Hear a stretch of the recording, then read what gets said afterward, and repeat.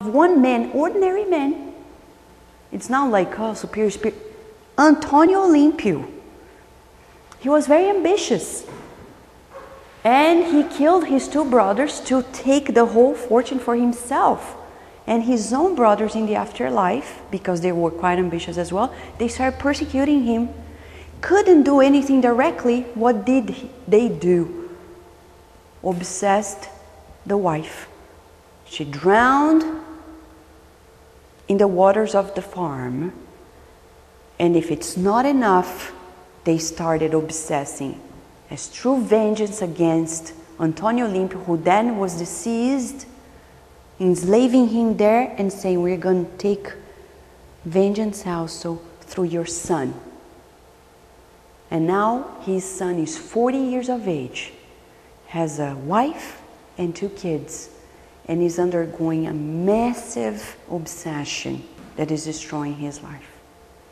And the spirits in 4 chapters summarize through Andre Louis' mercy and kindness how much it takes to take us out of this obsession that they put into themselves, the brothers who are obsessors, rescue them, preparing them and the brother and the good wife of their life to reincarnate, form a family. And the brothers of the past will become children of today. We need to help our generations. And this generation is already in trouble. And this is just the beginning of the problem. Because they say it's going to escalate to higher levels. This is not drama.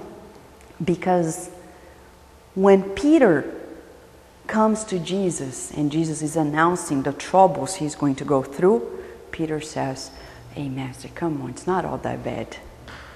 Right? God sent you here. It can't be all that bad. How many of us are like this? We hear this news about the epidemic and we're like, no, but come on. And Jesus turns and says, Peter, zip it up. Because he actually says, now be quiet. Because now the forces of darkness are speaking through you.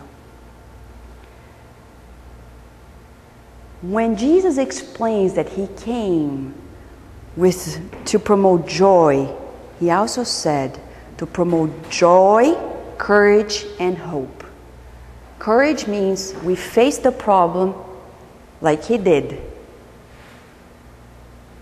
Faced it and marched. He didn't run away. So we're revisiting this because these type of spirits that like what we like, they suffer, make us suffer, and we make everybody suffer.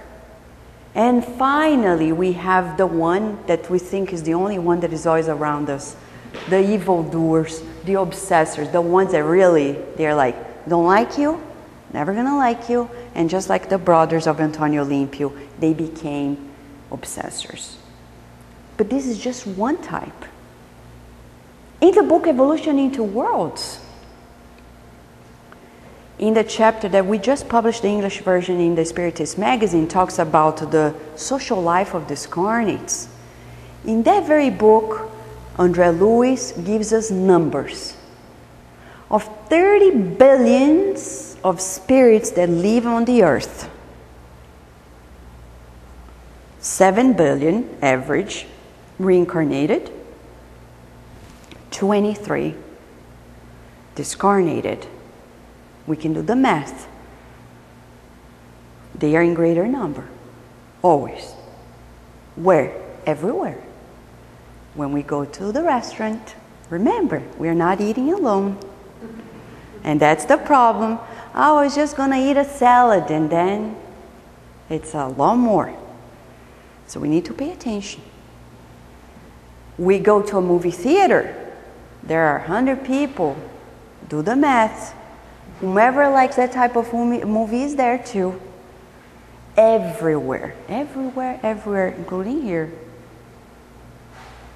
There are always more discarnates than incarnates. And we will have our centers grow the number of people when we truly feel it. That the spiritual life is the true life. Because we cannot teach what we don't feel. To all of us in the United States. Because many people keep asking this question everywhere. Vanessa, Vanessa. And I said, you know, the mentors told us the same. I'm going to share because it's for all of us. The day we feel it,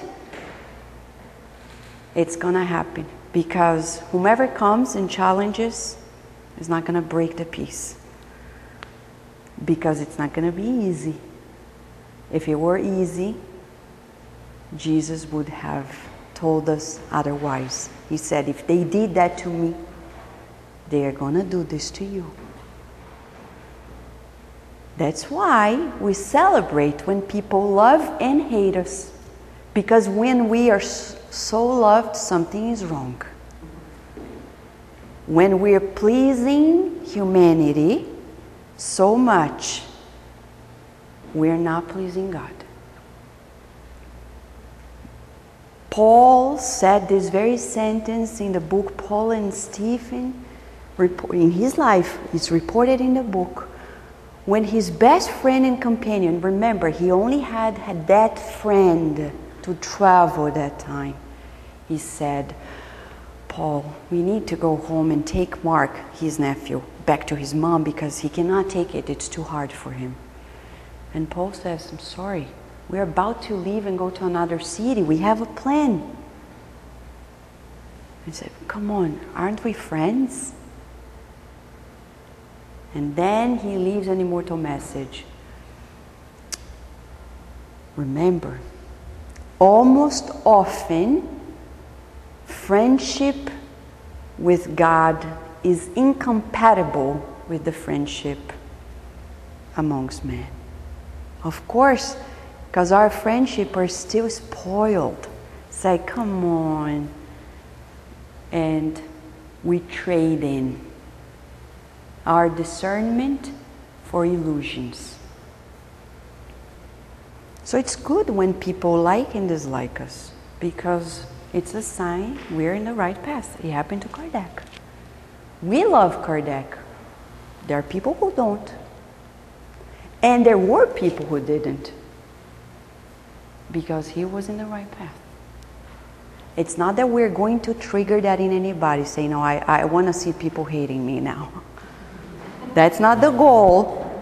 But if it naturally happens, it's like, okay, it's a part of life. Especially if it is in regard to choices we made that are coming for the improvement of our soul. That's what we mean. That's what we mean. That's what they told us. So when we realize that we have this network working with us, it means that if we evolve, the network expands. Remember when we had those weird cell phones, bigger? The network was so small. The technology improved. Now we have more people. So many more people that we don't even want to have a relationship with. Right? And if you have Facebook, you're in trouble. That's why I got out of Facebook, because it's unbearable at times. Like, no, I don't want that. I don't need to see that. I don't need to hear that. You know, let Jesus deal with it. I'm not there. So we are at a time in humanity's time nowadays that things are evolving. We're expanding our network of connections in both realms of life. And the day we teach our children, because we are also feeling, connecting with the superior minds that are teaching us every day, observe life in two worlds, immortal look, that immortal invitation. What I'm making today, we're always looking back. My karma. Oh, it's happening because of my karma. And André Luiz explains that there are 3 types of pain in our lives.